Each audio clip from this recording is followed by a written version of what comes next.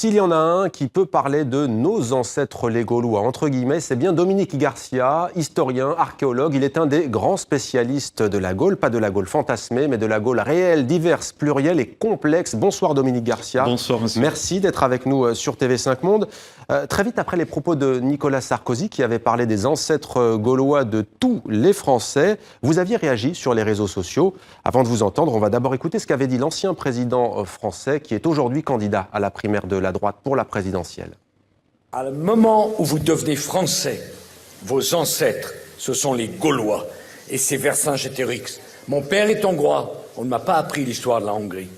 Mon grand-père maternel est grec, on ne m'a pas appris l'histoire de la Grèce. Au moment où je suis français, j'aime la France, j'apprends l'histoire de France, je parle le français et mes ancêtres sont les ancêtres de la France. C'est ça l'assimilation.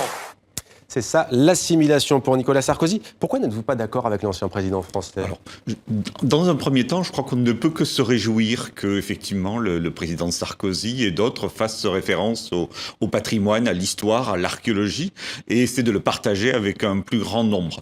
Ensuite, là où on peut émettre des nuances, c'est sur la manière dont c'est construit, et puis les bases sur lesquelles ces éléments reposent.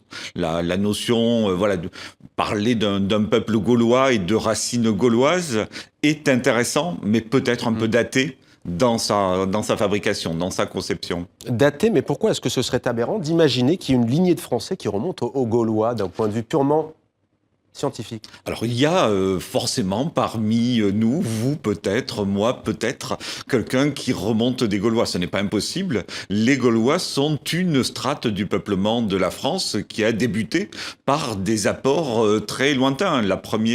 Les premiers Européens sont des populations qui sont sorties d'Afrique il y a 2 millions d'années. Ensuite, il y a une vague importante vers 100 000 ans qui sont venus effectivement intervenir en France. C'est ce qu'on appelle l'Homo sapiens, dont nous sommes issus. Et ensuite, toute une série comme ça de populations qui ont migré hors d'Afrique. Le biotope naturel de l'espèce humaine, c'est l'Afrique. Tous les autres biotopes sont des biotopes sur lesquels les hommes sont intervenus, sur lesquels les hommes ont migré. Ouais. Et ensuite, bien entendu, une série de strates forment les bases des populations actuelles. Alors Nicolas Sarkozy n'est pas le premier à tenir de tels propos. Il se place dans la tradition. Expliquez-vous des gens qui veulent s'identifier à un passé. À partir de quand, au juste Dominique Garcia, les Gaulois sont-ils instrumentalisés et à quelle fin ? Alors, le fait de faire référence au passé est quelque chose d'extrêmement naturel. On dit qu'en fin de compte, l'homme ne vit pas en société. L'homme a besoin de société pour vivre. Et donc, il a besoin de références. Ouais. Il a besoin de s'ancrer dans l'espace. Le terme qu'on emploie souvent d'autochtone était en fin de compte le terme qu'utilisaient les Grecs pour qualifier une population bien identifiée qui occupait l'espace grec. Donc, les premiers Grecs étaient autochtones, un nom propre qui ensuite est devenu un nom commun. Même chose quand on parle mettons, le terme de barbare, qui était un terme utilisé par les Grecs pour qualifier les autres. Donc, dans toutes les régions du monde, les populations ont eu besoin de se nommer. Quand elles sont seules, généralement, elles s'appellent l'homme fort, ouais.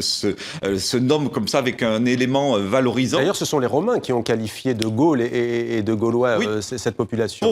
Pour les Gaulois, les Gaulois, en fin de compte, sont, on va dire, pour résumer, les populations qui occupent un espace qui va de l'Atlantique jusqu'au Danube ouais. et même jusqu'à l'Anatolie.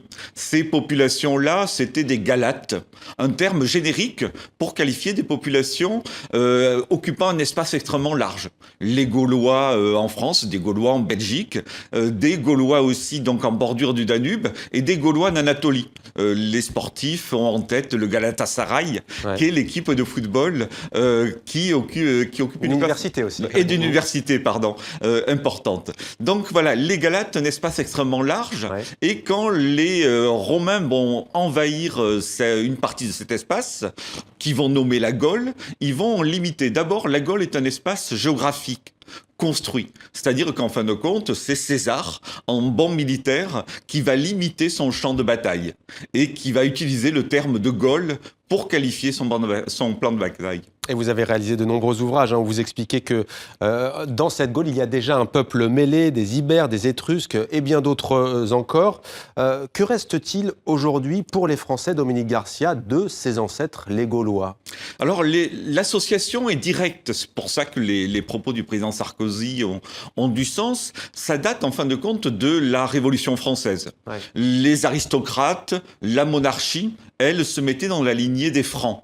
Pour elles remontaient aux Francs pour se différencier justement du peuple. Le peuple était, en fin de compte, la strate qu'il y avait en dessous et la strate la plus ancienne. L'aristocratie, les Francs, venant après. C'est d'ailleurs un paradoxe. Notre pays, la France, ne porte pas le nom des populations d'origine, entre guillemets, mais porte le nom d'une population qui a envahi cet espace, celle des Francs.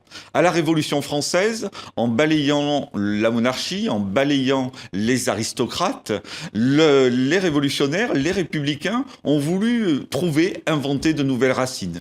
Et c'est là qu'ils ont emprunté ces racines gauloises pour désigner le peuple, pour se revendiquer du peuple et pour construire un socle commun avec les populations. Et je vous dis aussi, que reste-t-il? Vous expliquez qu'il ne reste en tout cas pas la religion. Alors non, bien entendu, les religions étaient des religions druidiques, les langues étaient multiples sur cet espace européen. Alors il nous reste quelques mots dans notre vocabulaire, plus ou moins, voilà, des mots notamment pour l'espace rural, dans les systèmes agraires, ouais. Dans les éléments de la charrue, que d'ailleurs peu aujourd'hui savent nommer en français, portent des noms gaulois. Nicolas Sarkozy suscite le débat lorsqu'il parle de ce mot assimilation. C'est un mot assez tabou. En général, les responsables politiques français de tous bords parlent plutôt d'intégration. Faut-il pousser, je vous pose la question, à l'assimilation des populations étrangères arrivant en France? Enfin, en tous les cas, vous qui êtes historien, est-ce que ça a du sens? Faire peuple et partager un espace, c'est forcément s'assimiler, mais avec l'ensemble de ses racines. En fin de compte, c'est être un peuple pluriel avec une série de singularités et une série d'histoires. Ça peut pas être figé, en fait. Je pense pas que ça puisse être figé et basé une période. En fin de compte, la référence aux Gaulois est vieillotte.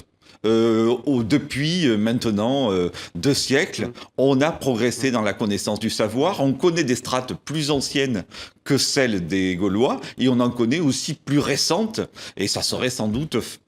En Italie, par exemple, juste en un mot, les Italiens se réfèrent aux Romains, nos ancêtres les Romains, ou à votre connaissance? Bien entendu, la puissance d'un peuple, bien entendu, on a toujours tendance à regarder dans le rétroviseur et à chercher des références anciennes. Et dans l'histoire, ça a même justifié des campagnes extrêmement virulentes, voire des dérives extrêmement importantes. Hitler lui-même, dans Mein Kampf, cite les Germains et bien entendu veut reconquérir l'espace germain. Donc il y a toujours ce va-et-vient entre le passé et le présent.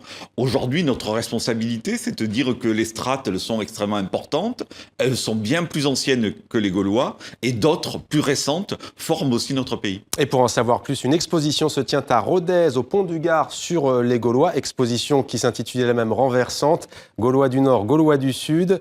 Et puis il y a bien entendu votre longue bibliographie, toutes les informations sur Internet. Alors vous travaillez précisément sur l'archéologie préventive.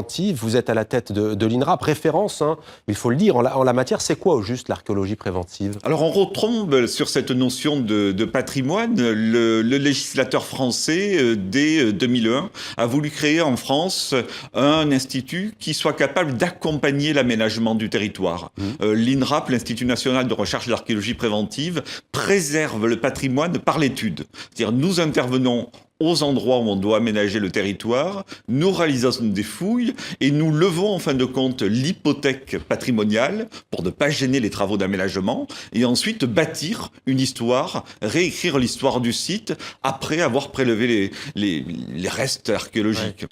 En France, mais pas seulement. On va parler notamment de l'Algérie et du Cambodge. Mais d'abord, qu'est-ce que peut cette discipline pour le patrimoine en danger? On pense au Mali, en Syrie, en Irak, pour ne citer que 3 pays. Les enjeux sont importants aujourd'hui. On le voit à partir de la citation du président Sarkozy. Mais tous les pays, toutes les populations ont besoin de références, ont besoin de connaître leurs racines, pas forcément pour s'y assimiler, mais pour partager un même espace géographique et, en fin de compte, apprendre à vivre sur un espace sur lequel chacun, tous, on a des repères.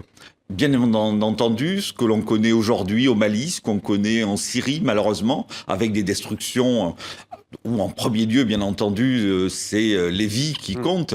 Mais demain, je l'espère, ou après-demain, lorsque ces pays se reconstruiront, il ne faudra pas oublier, bien entendu, là aussi, de sauver, de valoriser le patrimoine pour que les gens qui seront appelés à vivre sur cet espace aient aussi des repères historiques et archéologiques, pas forcément leurs racines propres, mais au moins celles sur l'espace où ils sont appelés à vivre ensemble. Alors l'Algérie, le Cambodge, racontez-nous quels sont les objectifs, où en êtes-vous, comment ça se passe? Alors l'archéologie française et l'INRAP a aujourd'hui une grande expérience dans ce domaine du préventif, donc des travaux archéologiques préalables à l'aménagement du territoire, et notre expérience aujourd'hui est partagée avec d'autres pays. On intervient appelé par le CNRA, donc le ministère de la Culture algérien, sur l'emplacement du métro d'Alger. Donc aujourd'hui l'Algérie construit un nouveau métro et on va avoir bientôt une station à Alger, station de métro et musée, où à la fois les Algérois, les Algériens, les gens qui passeront en Algérie pourront voir, bénéficier d'un transport moderne de communication, mais également voir les traces de l'occupation des temps les plus anciens, quasiment des temps puniques, jusqu'aux périodes extrêmement récentes. Passionnant. Donc une histoire d'Alger. Et sur le Cambodge? Et sur le Cambodge, nous travaillons avec Vinci Airport, là aussi un endroit où l'aéroport a été reconstruit, pour essayer de préserver les vestiges, permettre l'aménagement du territoire, la construction d'un aéroport, mais aussi recueillir les données patrimoniales qui font l'objet aujourd'hui d'une exposition. Merci beaucoup Dominique Garcia de nous avoir donné des clés de compréhension sur tous ces sujets. Merci à vous. Merci à vous.